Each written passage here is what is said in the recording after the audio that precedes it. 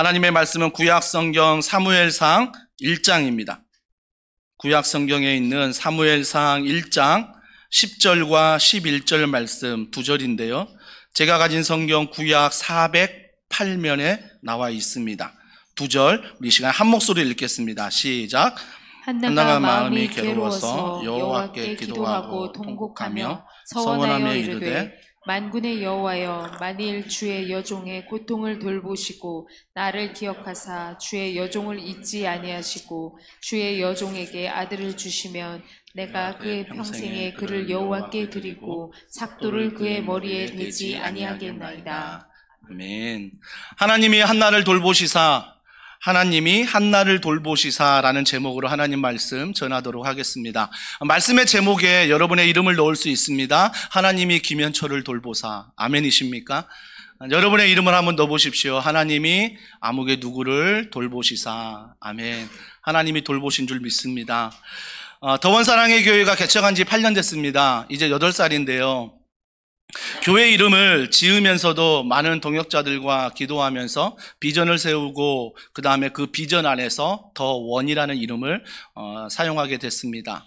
더는 THE를 말하지요. Teaching, Healing, Evangelizing 해서 가르치고 치유하고 전파하는, 원은 한 사람입니다. 그 한 사람이 되었으면 좋겠다라는 비전으로 더 원이라는 이름을 가져왔고요. 근데 그 앞에 제가 형용사를 붙였어요. 더불어 즐거운. 왜 그러냐면 어렸을 때부터 신앙생활 하지만 정말 안타까운 모습들, 교회 안에서 다투고 또 싸우고 상처 주고 아파하는 그 모습들이 너무나 많은 교회들을 경험했기 때문에 더원 사랑의 교회만큼은 하나님 더불어 즐거운 교회가 되게 해달라는 마음을 담아서 더불어 즐거운 더원 사랑의 교회라는 이름으로 출발을 했습니다. 근데 간혹가다 어떤 분들은 더원 사랑의 교회가 아니라 더불어 즐거운 더원 사랑의 교회이십니까? 라고 물어보는 분들도 가끔 있습니다. 맞습니다. 더원 사랑의 교회지만 저희가 추구하는 그 교회의 모습은 더불어 즐거운 모습입니다. 이 말씀이 성경에 나와 있어요. 로마서 12장 18절입니다. 같이 읽습니다. 시작. 할 수 있거든 너희로서는 모든 사람과 더불어 화목하라. 여러분 옆에 있는 분 보십시오. 화목하십니까? 부부가 앉아있는데 괜히 또 정말 화목하기 어려워요. 부부지만 가족이지만 또 교회 안에서 다락방으로 만났고 성도지만 이 말씀 화목하라 분명히 명령을 하셨는데 살다 보면 화목하지 않는 나의 모습, 나의 결핍을 보게 된다는 것입니다. 그래서 누가 필요해요? 그래서 예수님이 필요한 거고요. 그래서 말씀이 필요한 거예요. 그래서 예수님 안에, 말씀 안에 나는 할 수 없는 그 화목이 그분의 십자가 사랑을 기억하면서 내가 받은 그 사랑으로 화목할 수 있는 은혜가 있다라는 것입니다. 사랑하는 성도 여러분, 우리가 하나님의 그 이름으로 화목하지 않으면요, 자꾸 내 자아가 나와요. 나의 옛사람이 나옵니다. 옛성질이 나와요. 옛성질이. 오늘 이 예배 시간에 저희 형이 10년 전에 캐나다로 가서 10년 만에 귀국했어요. 그래가지고 오늘 예배에 참석했거든요. 그래서 제가 거짓말을 못해요. 그래서 옛사람 정말 부족했거든요. 정말 연약했거든요. 그 옛사람이 하나님으로 내가 충만하지 않으면 불쑥불쑥 나와요. 목회하다가도 나오고요. 훈련하다가도 나오고요. 신방하다가도 나오고요. 사역할 때 말도 막 제 성질이 나오려고 하는 거예요. 그때마다 신기한 건 뭔지 아세요? 야, 옛사람이 이렇게 나오지 않는다는 건 정말 하나님의 은혜다. 하나님의 은혜가 아니고서는 설명할 방법이 없는 거죠. 사랑하는 성도 여러분, 이 옛사람이 나오는 이 결핍의 문제도 오늘 성경에 한 사람이 등장하잖아요. 한나가 등장하는데 한나도 결핍이 있었어요. 결핍이. 그 결핍이 뭐냐면 오늘 2절에 이렇게 말합니다. 한나는 자식이 없다라고 말합니다. 오늘날 문화 속에 자식이 없는 게 대수인가라고 얘기할 수 있지만 그 당시 문화에서 자식이 없다는 것은요, 저주받은 사람이었어요. 네가 하나님께 저주받았으니 자식이 없는 거야 라고 손가락질 받았어요. 또 자식은요, 그때 힘이었어요. 자식이 없다는 게 힘도 없다는 뜻이에요. 그러니까 한나는 자식이 없어요. 결핍이죠. 또 2절은 이렇게 말합니다. 그에게 두 아내가 있었으니 라고 말합니다. 그 당시 문화는요, 아내를 2명, 3명, 4명 두는 게 문화였어요. 그러면 아내를 2명, 3명, 4명 두면 어때요? 그만큼 남편이 능력 있는 거였어요. 힘이 있는 거였다고요. 지금 우리는 어떻습니까? 아내분 한 분도 건사하기 힘든데, 그죠?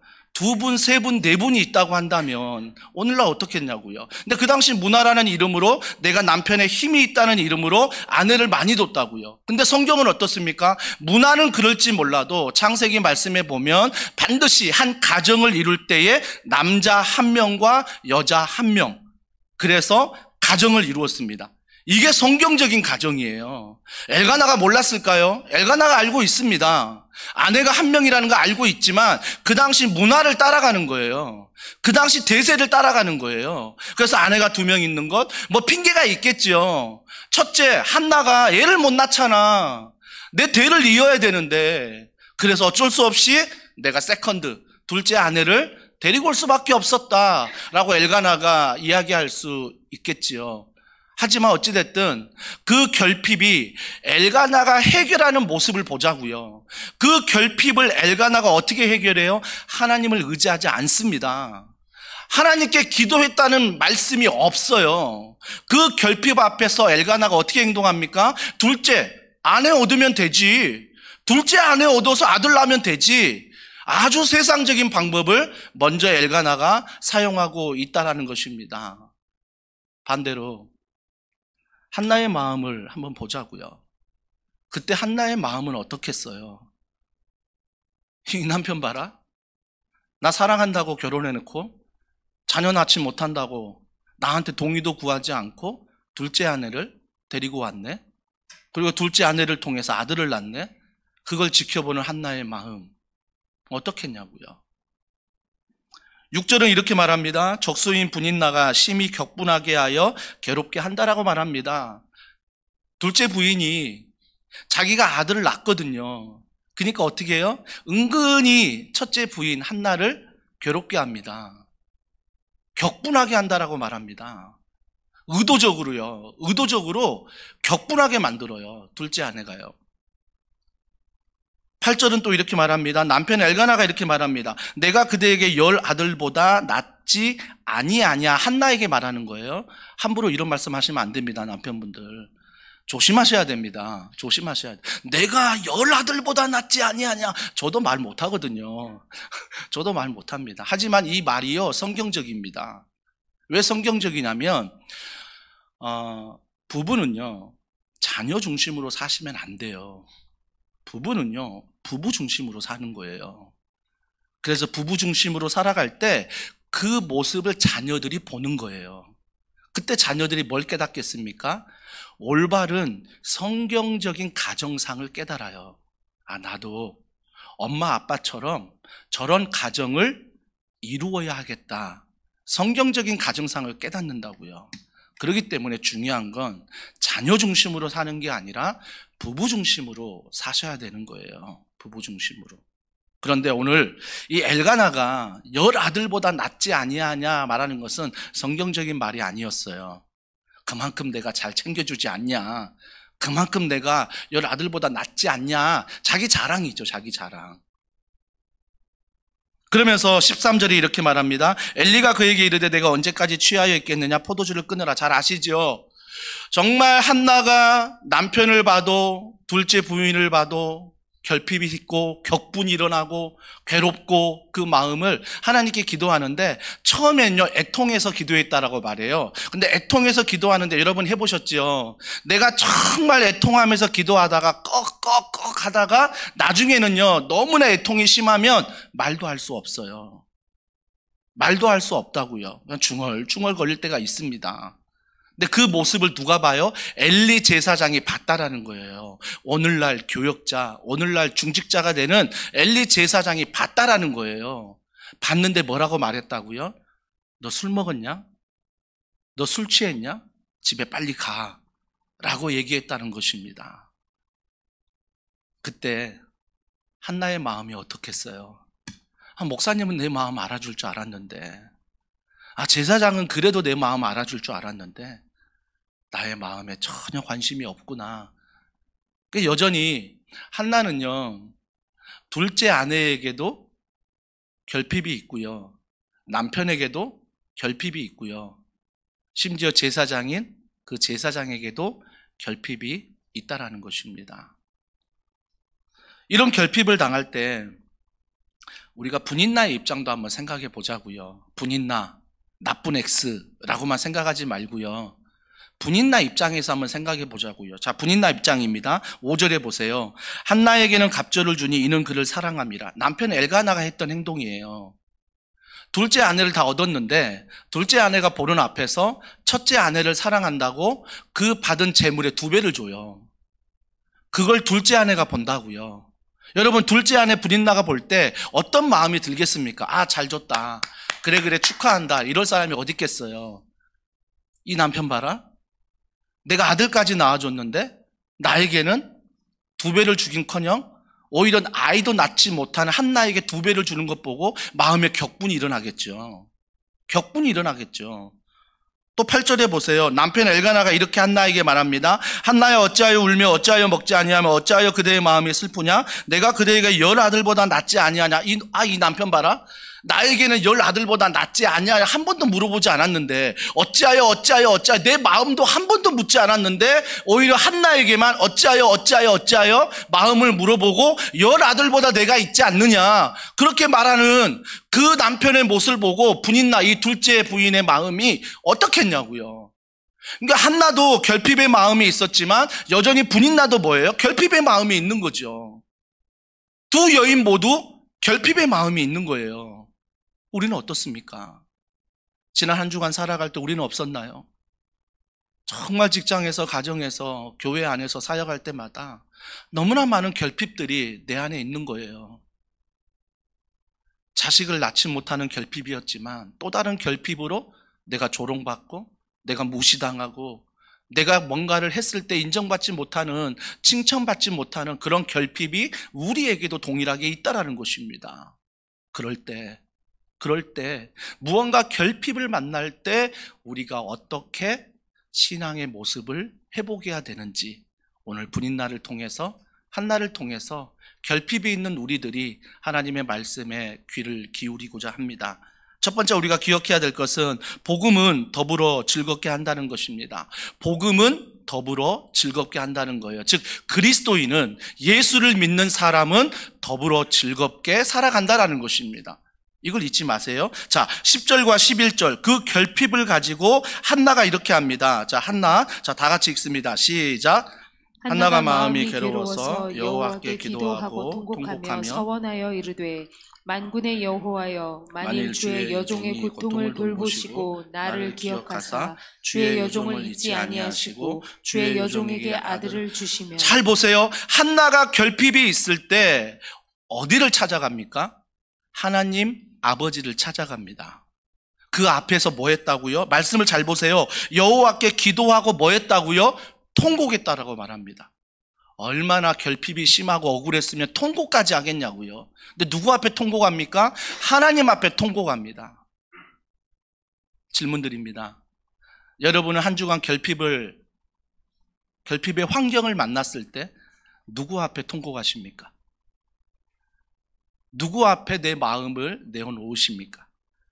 여러분, 많은 경우요, 한나가요, 가족이 없겠습니까? 아빠 찾아가서, 엄마 찾아가서, 아빠, 엄마, 부모님, 이놈 봐요. 내가 결혼했더니 남편 엘가나 둘째 부인 얻어서 아들 낳고 이렇게 삽니다. 이 죽일 놈. 둘째 부인 아들 낳았다고 유세를 떨어요. 엄마, 이거 어떻게 해야 돼요, 엄마? 교회에서 기도하는데 엘리 제사장이라는 그분이 나에게 술 취했다고 말해요. 전혀 나의 마음을 위로해 주사 한 사람도 없어요. 엄마 찾아가서 얘기하지 않을까요? 아빠 찾아가서 얘기하지 않을까요? 순간 지인들, 친구들 찾아가서 내 얘기 막 하지 않을까요? 그런데요, 한나가요, 제일 먼저 찾아가는 것은 하나님 앞입니다. 하나님 앞에 찾아가서 어떻게 했다고요? 통곡했다라고 말해요. 통곡했다고. 그 통곡이 뭐겠습니까? 한번 상상해 보자고요. 하나님, 정말 내 남편, 둘째 부인, 엘리 제사장, 이걸 가지고 통곡하지 않았겠습니까? 왜요? 성경에 본문은 없지만 상상을 해보는 겁니다. 우리가 그렇거든요. 우리가 결핍의 문제를 만나면요, 그 결핍의 문제를 가지고 기도하기 시작하잖아요. 기도할 때 가장 먼저 나오는 게 불평이에요. 하나님, 나한테 왜? 하나님, 내가 왜 이런 대우 받아야 돼요? 하나님, 내가 왜 그런 목회자에게 인정도 받지 못해요? 하나님, 그 남편 때문에 내가 이렇게 살아야 돼요? 기도를 하면 통곡하는데 늘 기도가 불평과 불만일 때가 많다라는 것입니다. 한나의 이야기는 나오지 않았지만 나의 모습을 볼 때 그런 모습이 나오더라고요. 저희 교회가 수요일 날 오전 10시 30분에 매일 기도회를 합니다. 그래서 모여서 함께 오전 10시 반에 기도회를 하는데요. 이 기도회를 하기 전에 죽전에 모교회를 방문해서 저희가 방문해서 배우고 또 함께 그 시간을 배웠던 시간이 있었어요. 근데 그 시간을 배우고 아내가 저한테 와서요, 이런 말을 하는 거예요. 가장 힘든 기도가 있더라. 가장 힘든 기도가 있더라. 그래서 물어봤어요. 무슨 기도가 가장 힘든데 물어봤더니 그 명칭이 동의 기도라는 거예요. 동의 기도. 이 동의 기도가 뭘까 이제 들어봤어요. 들어봤는데 이거래요. 한 명씩 돌아가면서 주일날 들었던 말씀을 가지고 감사하기도 하고 찬양하기도 해요. 그래서 들었던 말씀을 가지고 이런 하나님을 찬양합니다 라고 고백하면 또 내가 또 고백해요. 하나님, 우리 아들을 이런 대학에 입학시켜 주셔서 감사합니다 기도를 하면요, 그 다음 옆에 있는 사람이 이런 기도를 해야 돼요. 하나님, 앞에 나누었던 그 집사님의 아들을 좋은 대학에 입학시켜 주셔서 감사합니다. 여기서 끝나야 되거든요. 그게 감사의 기도잖아요. 근데 어떻게 기도해요 우리는요? 그런데 우리 아들은, 그런데 나는, 그러면서 기도가 갑자기 뭐예요? 감사의 기도가 아니라 불평의 기도로 바뀌는 거죠. 원망의 기도로 바뀌는 거 아니겠습니까? 사랑하는 성도 여러분, 우리가 정말 한나가 통곡하며 처음 기도할 때 저 남편, 둘째 부인, 엘리 제사장 억울하고 결핍을 가지고 통곡하며 기도했을 거예요. 저희처럼 통곡하며 기도했을 거예요. 그런데요, 이 통곡을 하나님 앞에서 하고 있다는 게 중요한 거예요. 근데 하나님 앞에서 하는데 약간 힌트를 드릴게요. 자, 아까 읽었던 우리 10절과 11절에 이렇게 합니다. 만군의 여호와여, 만일 주의 여종의 고통을 돌보시고 나를 기억하사 주의 여종을 잊지 아니하시고 주의 여종에게 아들을 주시면이라고 말합니다. 여러분, 기도가요, 통곡만 할 때 그 기도가 시간이 지나면서 어떻게 바뀌는지 아세요? 오늘 말씀에 나오지요. 서원하여 이르되라고 말합니다. 기도의 형식은 똑같아요. 기도의 태도는 똑같아요. 통곡하며 기도하고는 똑같아요. 시간이 가도요. 근데 뭐가 달라졌어요? 기도의 내용이 달라져요. 기도의 내용이 달라졌다고요.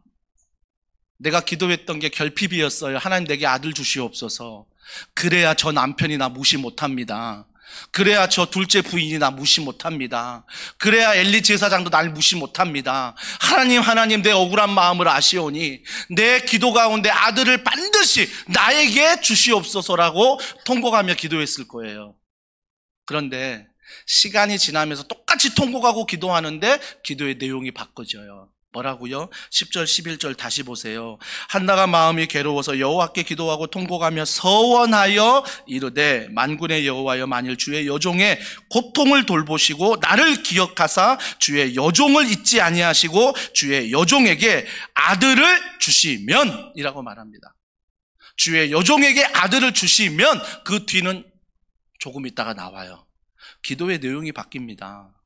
경험해보지 않으셨습니까? 처음에 하나님 앞에 나와서 통곡하며 기도할 때는 불평이었어요. 불만이었어요. 그 결핍만 해결해달라고 기도했던 거예요. 그런데 그 기도의 자리에 계속적으로 나와 통곡하며 기도하고 오랜 시간 하나님 앞에 머물러 있으니 기도의 내용이 바뀌는 거예요.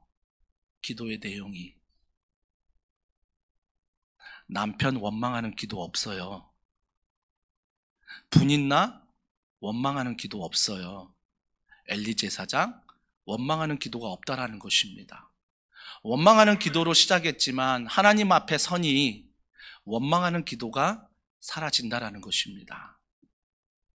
여러분, 이게 정말 중요한 건 뭐냐면요, 원망하면서 결핍만을 위해서 기도하잖아요. 그러면요, 기도가 사람을 집중하고 생각하게 돼요. 그 남편, 그 분있나, 그 엘리, 이것만 생각하고 기도하게 되는데, 우리가 그 사람이 아닌 하나님을 생각할 때, 하나님 아버지, 내 고통을 돌보시고 나를 잊지 마시고 나를 사랑하시고 나와 함께하여 주시옵소서. 나에게 아들을 주시면, 그 뒤에 하나님의 마음을 알고 한나가 고백하는 기도가 나와요. 저는 여기서 우리가 좀 도전받기를 원합니다. 첫 번째는요, 여러분 기도하셔야 돼요. 기도의 책을 읽지 마시고요, 기도를 하셔야 돼요. 그리고 우리 안에 결핍을 만날 때요, 그 결핍 안에서 누구를 원망하거나 누구를 불평하는 기도가 아니라 하나님 아버지를 묵상하며 기도하면요, 기도의 내용이 바꿔진다는 거예요. 기도의 내용이 바뀐다는 거예요. 근데 기도의 내용은 왜 바뀌었어요? 하나님 나에게 아들을 주시옵소서라고 그 대상을 놓고 기도했는데, 기도하다 보니까 뭘 알아버렸어요? 하나님의 마음을 알아버렸어요. 하나님의 마음을 알아버렸다고요. 그러니까 기도의 내용이 바뀌는 거예요. 기도의 내용이. 그건 조금 후에 좀 알아보도록 하고요. 자, 15절에 또 이렇게 말합니다. 15절 다 같이 읽습니다. 시작. 한나가 대답하여 이르되 내 주여 그렇지 아니하니이다. 나는 마음이 슬픈 여자라 포도주나 독주를 마신 것이 아니요 여호와 앞에 내 심정을 통한 것뿐이오니. 엘리 제사장이 흐느끼며 통곡하는 그에게 술 먹었냐? 집에 가라 라고 말했는데, 그가 그에 대해서 불평하지 않고요, 사실을 말해요. 여호와 앞에 내 심정을 통한 것뿐이다. 여호와께 내 마음을 토했다. 이게 중요해요. 여러분, 하나님이요, 여러분이 불평하는 기도, 원망하는 기도도 들으세요. 왜요? 하나님이 내 아버지시거든요. 들어주신다는 거예요. 근데 들어주시는데 그 기도가 하나님 앞에 계속 머물면요, 하나님의 마음을 알게 돼요. 하나님의 마음. 그때 기도의 내용이 바뀐다는 거예요. 저는 더원사랑의 교회 모든 성도분들이 기도를 할 때 정말 이런 은혜를 경험하기를 주님의 이름으로 축복합니다. 그러니까 복음은 더불어 즐겁게 한다라고 말씀드렸죠. 하나님의 마음을 알 한나는요, 누구를 원망하지 않아요. 오히려, 야, 분있나가 얼마나 힘들었을까. 그 남편이 나에게 갑절에 재물을 줄 때 얼마나 힘들었을까. 10아들보다 낫다라고 그 남편이 나에게 말했을 때 분있나는 얼마나 마음이 아팠을까. 복음은요, 상대방의 입장을 이해하게 만드는 거예요. 상대방의 입장을요.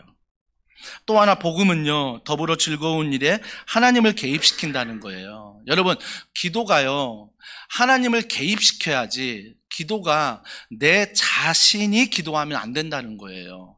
물론 기도의 모습은 내 자신이 기도하는 거지만, 기도의 내용은요, 하나님을 개입시켜야 돼요. 그 개입이 뭐냐면, 한나의 기도에 분있나 엘가나 엘리를 향한 분노가 없다라는 거예요. 하나님을 개입시키니까. 어떻게 개입시켰죠? 자기 통곡하는 마음에, 하나님 나 잊으셨습니까? 하나님 나 기억하소서, 하나님 나를 불쌍히 여기소서, 하나님만 집중하여 기도했더니 분있나, 엘리, 그리고 모든 자기가 관련된 그 남편의 엘가나까지 불평의 기도가 사라진다는 거죠. 화가 안 난다는 거예요. 화가요. 자, 11절에 보세요. 다시 한번 읽습니다. 11절 시작. 주의 여종에게 아들을 주시면 내가 그의 평생에 그를 여호와께 드리고 삭도를 그의 머리에 대지 아니하겠나이다. 드디어 나옵니다. 처음에요, 분있나, 엘가나, 엘리 원망하면서 기도했다고 했잖아요. 그런데 기도를 계속 하나님 앞에 하다 보니까 하나님의 마음을 알게 될 때 이 말씀이 나오는 거예요. 주의 여종에게 아들을 주시면 내가 그의 평생에 그를 어떻게 한다고요? 여호와께 드리고라고 말합니다. 하나님 마음을 모를 때는요, 하나님 내게 아들만 주세요. 그러면 저 분이나 코를 꺾어버리고 엘가나 코를 꺾어버리고 엘리 코도 꺾어버릴게요. 아들만 나에게 주라고 기도했는데 오랫동안 머물러 기도하다가 하나님 마음을 아니까 뭐라고 말해요? 아들을 나에게 주시면 여호와께 뭐라고요? 드리고라고 말합니다. 여호와께 드리고, 그 뒤에 보세요. 삭도를 그의 머리에 대지 아니하겠나이다 라고 말합니다. 여러분, 지난주 제가 2주 전인가요? 삼손에 대해서 설교할 때 그가 머리털을 밀지 않았다고 말했잖아요. 어렸을 때부터 나실인 구별된 자로서 자라기 때문에 이것들을 지키는 거죠. 그래서 오늘도 동일하게 하나님 내게 아들을 주시면, 그 아들이 사무엘이잖아요. 아들을 주시면 내가 그 머리에 삭도를 대지 아니하겠나이다. 이 말이 뭐예요? 하나님 앞에 구별된 아들로 키우겠다는 거예요. 기도의 내용이 어떻게 바뀐 줄 아시겠습니까? 기도의 내용이요, 하나님 아들만 주면 분이나 엘가나 남편, 내가 엘리 제사장 다 내가 코를 납작하게 만들게요, 이렇게 기도를 시작했다가 오랫동안 애통하며 금식하며 하나님 앞에 머물러 있는데 하나님이 그 기도의 내용을 바꿔버리시는 거예요. 하나님이 아들을 주시면 내가 여호와께 드리고, 여호와께 드린 다음에 삭도를 대지 않겠다는 것은 하나님 앞에 거룩하게 키우겠다는 거예요. 구별하겠다는 거예요. 왜 그랬을까요? 왜 이런 고백을 한나가 할까요? 그 이유는 사사기에 나와요. 자, 사사기 21장 25절입니다. 다 같이 읽습니다. 시작. 그때 이스라엘 왕이 없으므로 사람이 각기 자기의 소견에 오른 대로 행하였더라. 이게 사사시대의 배경이었어요. 사사시대의 배경은 하나님은 살아계신데 그들이 하나님을 인정하지 않으니 자기의 소견에 오른 대로 살아갔대요. 사사기 다음에 사무엘상이 이어지잖아요. 사무엘상, 지금 한나가 사는 이 시대는 사사기 이 말씀의 배경을 가지고 있다는 거예요. 하나님을 믿지만 여전히 그들이 뭐예요? 자기 소견에 오른 대로 살아가는 그 시대에 하나님은 그게 마음이 아픈 거예요. 하나님은 그 마음이 너무너무 아픈 거예요. 하나님을 믿는다 하지만 너희들이 하나님을 믿는 모습이 하나님이 없는 것처럼 살아가는 그 세대, 그걸 보고 하나님의 마음이 너무나 아프고 너무나 찢어지고 너무나 그 눈물 때문에 하나님이 살아갈 수가 없는 거예요. 사랑하는 성도 여러분, 우리가 한 가지 깨달아야 될 게, 지난주 말씀드렸잖아요. 묵은 성도님들, 모태신앙이라고 말하는 분들, 신앙생활 30년, 20년, 10년 했다고 말하는 분들, 하나님, 정말 우리가 회복해야 될 것은 하나님의 마음을 알아가는 거예요. 새가족들은 하나님의 마음을 알고 막 감사하고 찬양하고 온전히 하나님 앞에 나아가는데, 교회 10년 다녔다고, 20년, 30년 다녔다고, 묵은 성도 돼버리고 목사 됐다고 모든 게 끝나버렸다고 생각하면서 나는 전혀 하나님 마음을 몰라도 이제는 11시 되면 예배는 잘 드리고 12시 반 되면 목사님 설교 끝나겠지? 식사하고 적당히 교제하고 돌아가는 이 묵은 성도. 여러분, 정말 우리가요, 이 말씀 앞에서 목사인 저부터 회개해야 되는 거죠. 하나님의 마음을 모르고 목회했던 것들, 하나님 마음을 모르고 헌신했던 것들, 하나님 마음도 모르고 직장에 가고 하나님 마음도 모르고 가정에 있고 하나님 마음도 모르고 예배드리는 나의 모습을 주님 앞에 회개해야 되는 거죠. 나는 괜찮은 줄 알았거든요. 근데 하나님의 마음은 뭐예요? 현철아, 이 시대가 사사기 시대다? 다 자기 소견에 오른 대로 신앙생활해. 하나님 말씀대로 신앙생활을 하는 게 아니라 자기 소견에 오른 대로 신앙생활을 한다라는 것입니다. 그것 때문에 하나님이 눈물을 흘리신대요. 그것 때문에 하나님이 아파하신대요.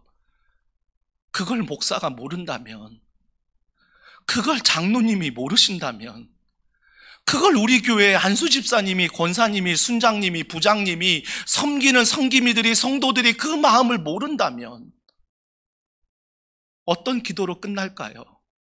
하나님, 나 이거 결핍이에요? 나 이거 필요해요? 하나님 왜 안 주세요?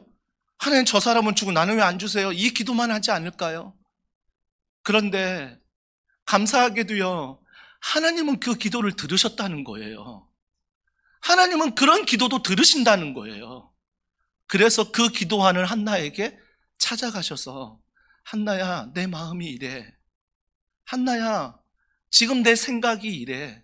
기도하는 자에게, 하나님을 전심으로 구하는 자에게 하나님의 마음을 보여주신다는 거예요. 하나님 마음 알아버린 한나. 하나님, 내가 가진 것 하나님께 드리겠습니다. 하나님, 내 시간을 구별하여 쓰겠습니다. 하나님, 직장과 가정, 교회 안에 있는 모든 사역들 내가 거룩함으로 구별하여 쓰겠습니다. 늘 제가 강조하지요. 11조 드렸다고 헌금 다 한 거 아니라고요. 11조 드리는 것도 정말 믿음으로 드리는 거 알아요. 이 어려운 경제적인 시기에 여러분들이 한 달 동안 땀 흘려, 일주일 동안 땀 흘려 얼마든지 내가 쓸 수 있지만 하나님의 것임을 알고 내가 드리는 것 누구보다 알고 있습니다. 하지만 11조를 드렸다고 헌금 생활 끝난다라고 생각한다면, 11조를 드렸다고 내가 신앙생활 잘하고 있다라고 착각한다면 하나님 마음이 어떠실까? 하나님이 거진가? 하나님이 그게 부족해서 그걸 받으시려고 하는 것인가? 여러분, 우리가요 정말 물질부터 시작해서 모든 시간들을 드릴 때 하나님의 마음이 무엇인가를 늘 물어야 돼요. 하나님 마음이 무엇인지, 마음이 무엇인지. 중요한 것은요, 복음은요 은혜로 살아가는 거라는 거예요. 자, 로마서 5장 8절입니다. 다 같이 읽습니다. 시작. 우리가 아직 죄인 되었을 때 그리스도께서 우리를 위하여 죽으심으로 하나님께서 우리에 대한 자기의 사랑을 확증하셨느니라. 저는 이 말씀이 너무나 감사해요. 내가 목사 되어서 하나님이 나를 사랑하신 거 아니더라고요. 내가 여전히 옛사람이 있고요, 예전에 옛성질이 있고요, 여전히 못돼 먹은 목사인데, 죄인인 거 아는데 그럼에도 하나님이 나를 사랑하신대요. 나를 선택하셨대요. 이 말씀 앞에서 정말 저는요 작아질 수밖에 없는 거예요. 엘리가요 제사장이잖아요. 제사장인데 엘리가 오늘 본문과 계속해서 사무엘상 말씀에 보면 어디에 앉아 있어요? 의자에 앉아 있대요. 의자에 앉아 있다는 상징적인 표현은 뭐냐면, 그만큼 내가 이제는 내 위치에서 누릴 수 있어. 그 의자는 내가 앉아도 돼 라고 생각하는 마음이에요. 엘리가 처음부터 그런 마음이었을까요? 아니요. 엘리 처음부터 그 의자 하나님께 드렸을 거예요. 하나님이 그 의자에 앉으시고 저는 서 있겠습니다. 엘리가 그랬을 거예요. 그런데 시간이 가면서 점점 하나님의 마음을 잊어버리니까 어때요? 내 마음으로만 가득 차니까 하나님이 앉을 의자에 내가 앉아버리는 거예요. 그래서 그 의자에서 나의 정체성을 찾고 그 의자에서 인정받고 칭찬받고 하는 엘리, 결국 어떻게 됩니까? 잘 아시지요? 사무엘상 8장에 보면요, 결국 그 의자에서 엘리가요 몸이 비대해져서 결국은 넘어져 죽게 됩니다. 사무엘상 4장 말씀에 나와요. 저는 이 말씀을 보면서 이런 기도를 했어요. 하나님, 하나님이 앉아야 될 자리에 내가 앉지 않게 하여 주시옵소서. 하나님, 혹시나 이 무익한 종이, 정말 죄인된 종이 하나님 자리에 앉았다면 빨리 깨닫게 하소서. 그 자리에 앉아서 몸이 비대해져서 결국 나중에 40년 넘게 그 자리에 앉아 있다가 의자에서 넘어져 죽는 그런 비참한 인생 되지 않도록 하나님이 좀 도와달라고, 하나님이 함께 해달라고 기도할 때마다 하나님은 여지없이 하나님의 마음을 비춰주세요. 현철아, 더원사랑의 교회에서 내 마음은 이런 마음이야. 말씀을 통해서, 기도를 통해서, 성도들을 통해서 저에게 알려주시는 거예요. 그때마다 저는요 여러분의 이야기를 잘 듣고 내 자신을 치는 거예요. 내 자신을 쳐서 우리가 하나님 앞에 그 의자에 앉게 해드리고 나는 서서 일하는 종으로 살면 족한 거예요. 족한 거죠. 엘리요, 하나님의 제사장인데 뚱뚱해서 죽었다고 하지만 영적인 의미는 뭘까요? 그만큼 목사님인데 하나님의 마음에 어두웠다는 거예요. 그만큼 하나님 마음에 어두웠다는 거, 이걸 말하는 거거든요. 사랑하는 성도 여러분, 우리가 혹시 하나님의 마음을 모르고 그 자리에 앉아있진 않는지 혹시 한번 생각해 보시고요. 하나님이 앉아야 될 자리에 내가 혹시 앉아있지 않는지 한 번 더 생각해 보고요. 그럴 때 통곡하시면 돼요. 하나님, 제가 죄인입니다. 죄인이지만 십자가 은혜로 나를 사랑하신 주님, 그 은혜로 또 하루를, 또 한 주를 살아가길 원합니다. 하나님 앞에 고백하면 되는 거죠. 감사한 것은 17절과 19절이 있어 너무 감사해요. 자, 다 같이 읽습니다. 시작. 엘리가 대답하여 이르되 평안히 가라. 이스라엘의 하나님이 내가 기도하여 구한 것을 허락하시기를 원하노라 하니 이르되 당신의 여종이 당신께 은혜 입기를 원하나이다 하고 가서 먹고 얼굴에 다시는 근심빛이 없더라. 그들이 아침에 일찍이 일어나 여호와 앞에 경배하고. 저는 이 말씀이 너무나 감사해요. 엘리, 제가 말씀드렸잖아요. 목사님인데 영적으로 어두워졌어요. 하나님 마음도 몰라요. 그런데 한나에게 뭐라고 말했다고요? 다시 17절 보세요. 엘리가 대답하여 이르되 평안히 가라. 한나에게 말하는 거예요. 평안히 가라. 이스라엘의 하나님이 내가 기도하여 구한 것을 허락하시기를 원하노라.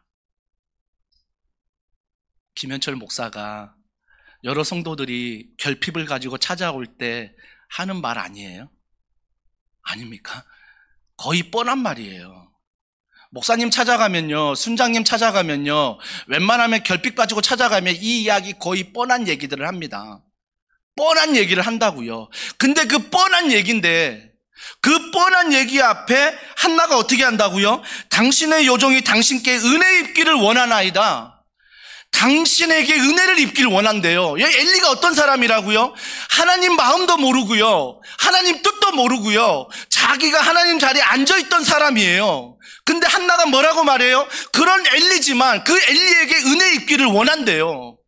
그리고 뒤에 보세요. 뭐라고 말합니까? 가서 먹고 얼굴에 다시는 근심 빛이 없더라. 금식했던 한나가 다시 먹었대요. 그리고 얼굴에 근심이 사라져버렸대요.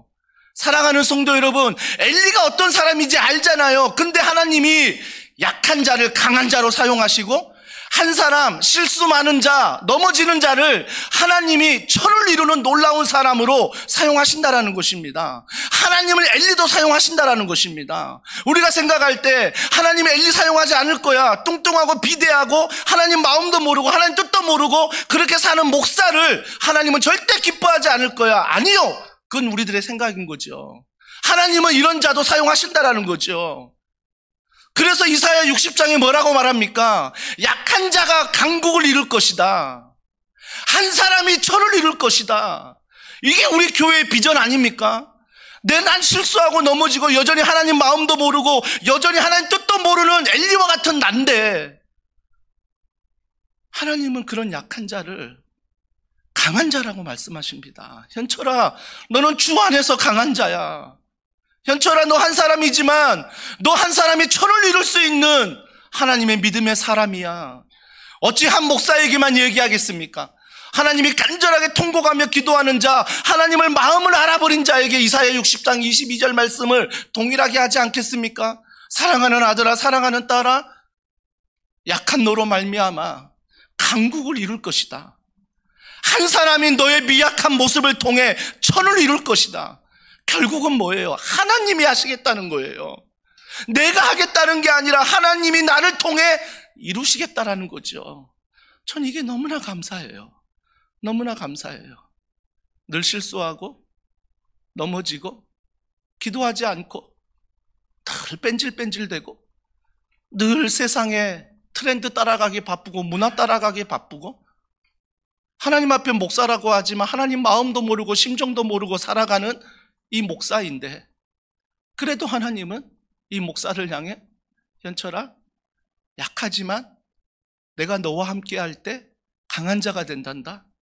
현철아, 너 한 사람이지만 뭘 할 수 있을까 고민하지만 그 한 사람을 통해 나는 천을 이룬단다 라고 말씀하신 주님, 그 주님이 정말 우리 가운데 원하시는 마음이에요. 원하시는 마음이라는 것입니다.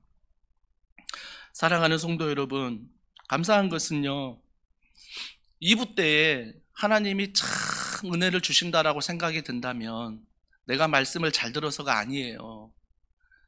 물론 그 모습도 필요하지만 옥상에서 그 조그만 모니터를 보면서 권사님들이 지금 기도하고 계시거든요. 2부 예배에 하나님 은혜 부어달라고. 카메라 잡히는 이 목사에게, 하나님 김현철 목사에게 은혜 좀 베풀어 달라고. 김현철 목사의 말씀이 누군가가 심령이 살아나게 해달라고. 찬양할 때, 기도할 때, 수료식 할 때 지금도 말씀을 전하는 저를 위해서 모니터 보면서 권사님들이 기도하고 계세요. 저는요, 말씀을 전하면서 그게 너무나 힘이 되는 거예요.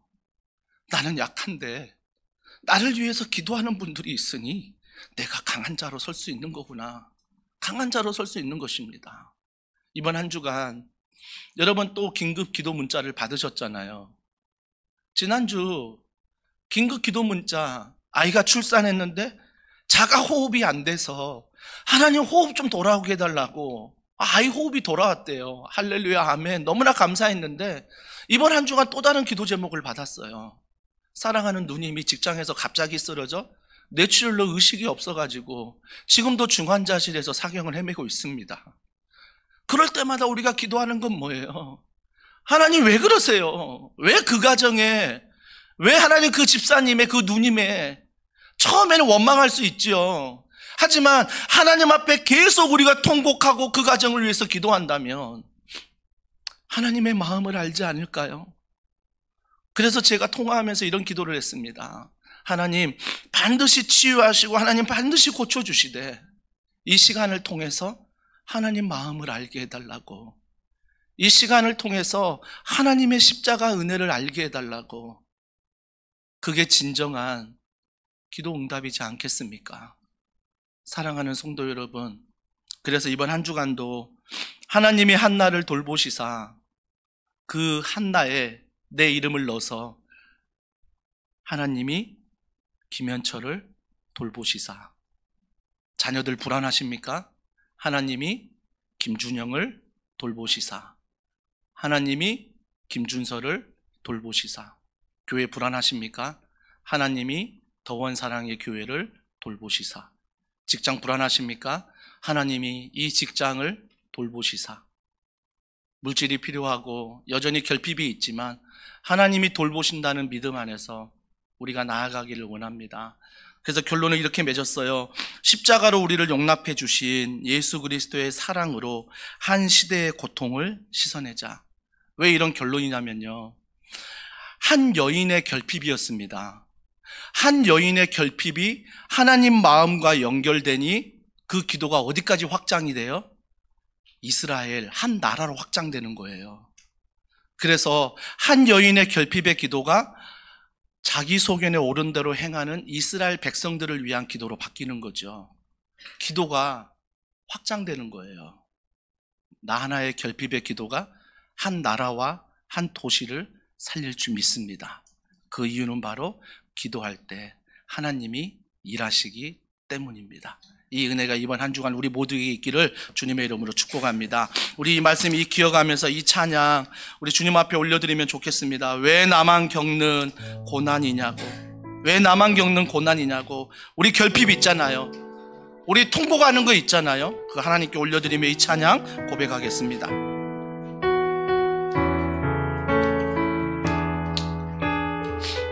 왜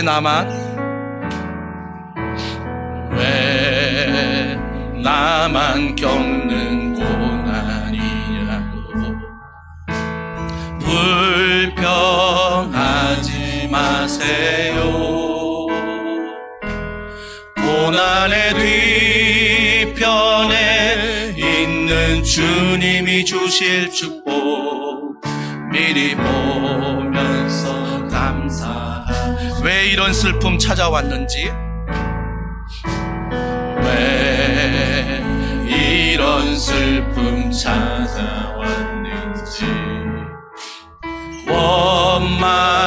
원망하지 마세요.